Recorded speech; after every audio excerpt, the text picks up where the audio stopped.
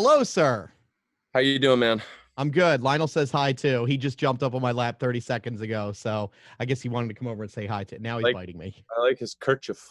He's got a little bell, and we wanted to give him a new spring one. So let me put him. I'm great. Just deep cleaning the house with my girlfriend. Okay, I was going to ask you about your house, or we could talk James Bond or whatever you want, but we could start with the house. That's cool. Well, I mean, that's it's obviously not safe to have like any cleaning people come over. So we've been missing that luxury. Yeah. Month. It's one of those things. It's like those small things in life. You're like, oh yeah, I miss going out and standing in line at the store, or having people come over and help me with some stuff, or any of that. It's those minute little things now that you're like, yeah, totally miss them. The minutia. Absolutely, man. How has been home ownership? Has it been going well so far? Well, I mean, for the most part, totally. I have a studio which I'm talking to you from right now, and it's sprung a leak. It's been raining a ton in LA, so I'm trying to fix my leak. But Okay. other than that, it's a joy. Is it coming in from the roof or from the floor? The floor. Oh, so you might have a foundation issue there. Exactly. Even more fun. Hopefully it's not too. Are you a handy guy, by the way? No, my dad is a handy guy. My girlfriend's dad is a handy guy. Both of them are carpenters by trade, among other things. I'm like a computer handy guy. That's Okay. like, do you know what I mean? Like my dad, my whole life has been fixing my actual hardware stuff, and I've been fixing his iPhone. That's like Yes. our symbiotic relationship. So when you go to dad and mom's house, you're like, all right, you need something put, you need this new app installed. I got you. Dad, when you come over to my house, need you to look at the wall right now. We're having some issues going on. It's exactly what it's like. Exactly. I've found that, I mean, I'm not the handiest guy in the world, Phineas, but like being a homeowner myself of only a couple years now, it's like, all right, I figured out how to fix a drain and do some little stuff. I'm not repairing a foundation yet. So if you get there, dude, good for you.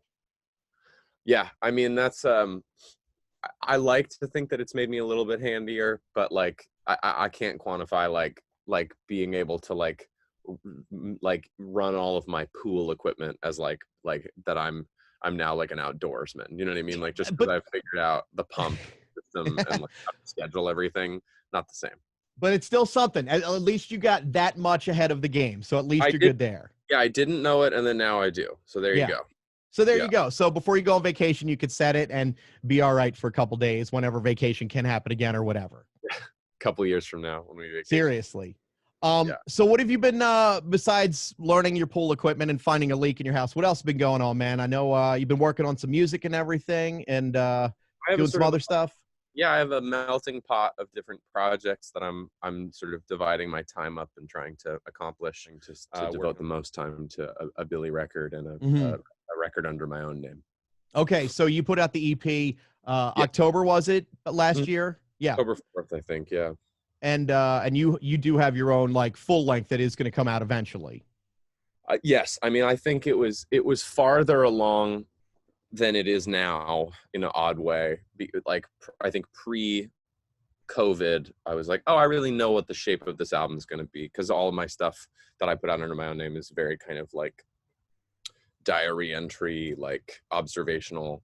And I think since COVID now, I'm like, oh, I think it's going to be a very different record than I initially thought, just because I'm going to let it evolve with the times, you know? Now, when you say let it evolve, does that mean with the lyrics? Like, because I can see how you could have a couple great songs musically, but then the lyrics, all of a sudden, you're like, you know what? I'm rethinking life a lot differently now. I want to change some things. I think that's definitely a small part of it, is like shifting a line or two. But I'm mostly like one of those, I feel like my songwriting is like a three-legged chair a little bit, where like if you pull one leg out, like the whole thing falls over usually. Like it's all kind of, it's got a synchronicity to it. I hope that like the lyric is the reason that the production is that. So I usually just write new pieces as opposed to like Okay. rehashing old pieces. I'm kind of like a start from scratcher. So, like, you're not the guy that will jot down a couple lines and then, okay, I'm going to build the rest of the lyrics and then do the music. It's all at once. You're on the piano writing as you go. You know what? I'm glad you brought that up. I do actually do that a fair amount. I'll go like, oh, this would be a cool line, and I'll, You'll jot sing it down then. Yeah, exactly. But yeah, not always, I guess, is the best way to put it. Okay. So you said you were doing stuff for a movie, which you can't talk about. I understand. That's fine. Can we talk about 007 though?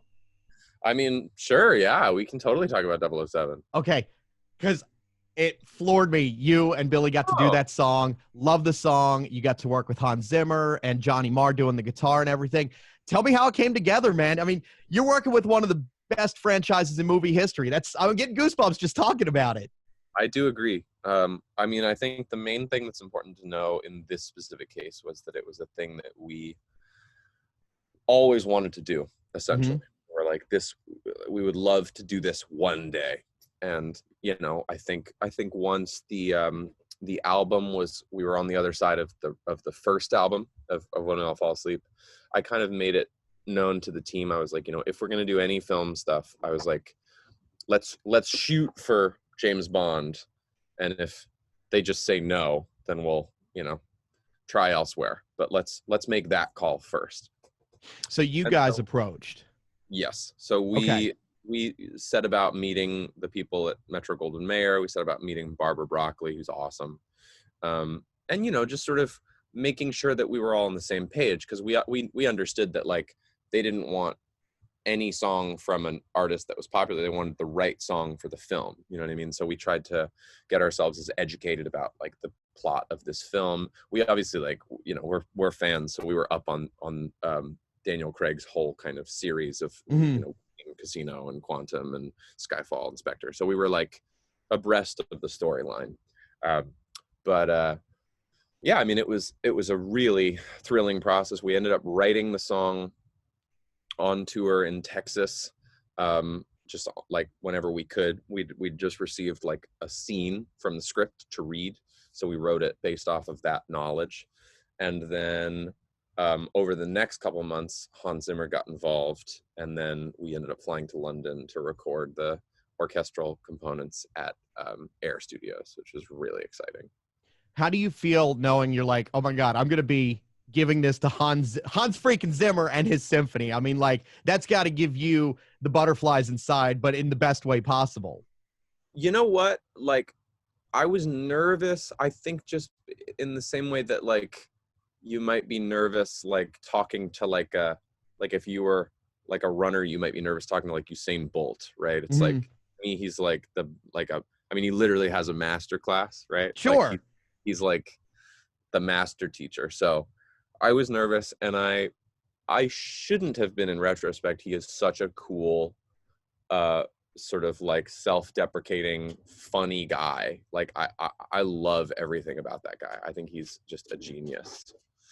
Did you guys get to see the finished product with the opening scene? Because that's always one thing, a signature with Bond movies, of the opening like animated moving montage. Did you get to see that with the song yet? We haven't. No. I mean, so you don't know. Okay, interesting. No, we haven't seen it. I mean, we were supposed to be at the premiere like 10 days ago. Yeah, like sometime a couple days. Yeah, movie was coming out here in America this month and in London a couple days ago, right? Yeah, isn't that crazy? Yeah, I'm also surprised you did the theme and haven't seen the movie. That's blowing my mind too. In the movie, but we didn't. Oh, okay. We didn't see like the final. We saw it when we like got to London to record the song, so it wasn't, and they didn't put our song in the movie yet. Okay, but we saw the movie and it's great. That's all I was going to ask. I don't want any details, but I just want to hear that it's great. I get it, and it is. Yeah, excellent. Yeah, November can't come soon enough. The first hammer to drop.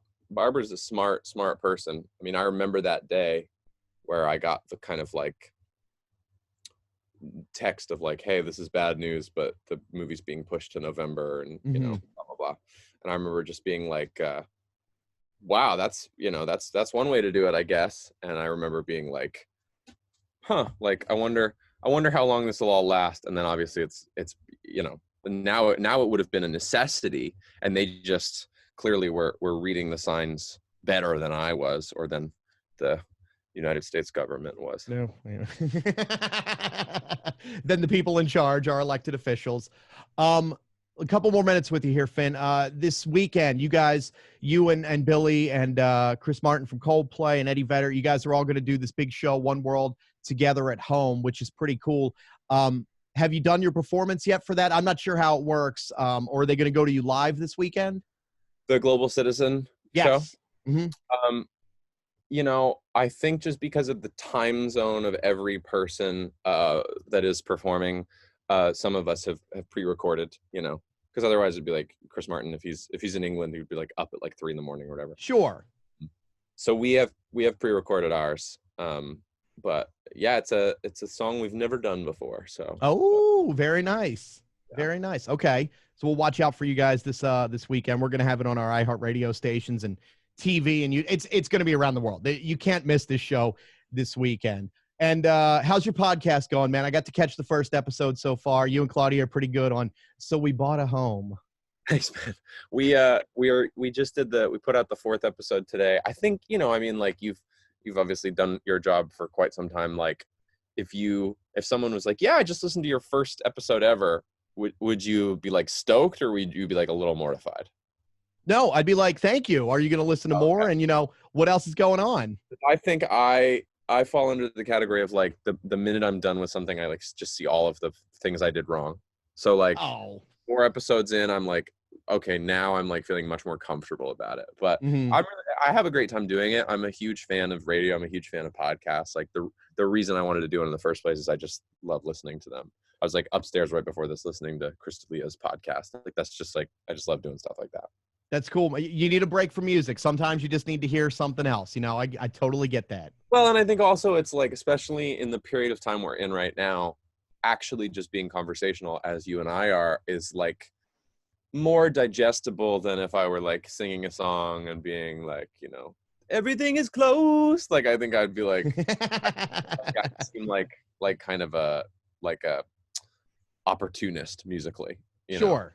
So I think I'm just kind of like, keeping all that at bay with the podcast of just, yeah, I'm going to put out like an hour a week of like whatever we did that week and just to sort of be like funny and, you know, irreverent. Yeah. Just say what you're thinking. And that's exactly. Cool. That's what podcasts should be all about. Nothing scripted. Just let it fly and have a good time. I agree.